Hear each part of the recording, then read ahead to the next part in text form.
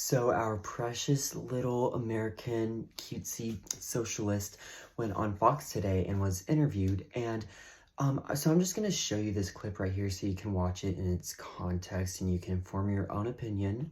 But do you believe that Hamas should lay down their weapons and leave the leadership in Gaza? I believe that any future here in New York City is one that we have to make sure that's affordable for all. And as it pertains to Israel and Palestine, that we have to ensure that there is peace. And that is the future that we have to fight for. But you won't say that Hamas should lay down their arms and give up leadership in Gaza. I don't really have opinions about the future of Hamas and Israel beyond the question of justice and safety and the fact that anything has to abide by international law. And that applies to Hamas, that applies to the Israeli military, applies to anyone you could ask me about. Okay, so that was that. So why could he not just say that they just should, that Hamas is bad? Why could he not say no to Hamas and that Hamas is evil? It would have been real easy. But, he kind of danced around the question at first, and then he said that, right?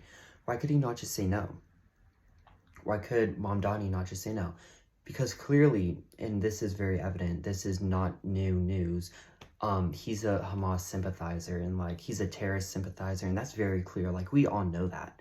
But just think about the audacity in this New York City man to not say yes to Hamas, just flat out say yes to Hamas giving up control.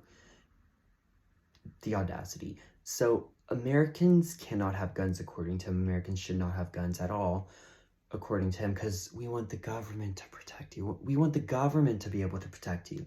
Americans can't have guns, but Hamas can. I'm just saying, it's kind of weird.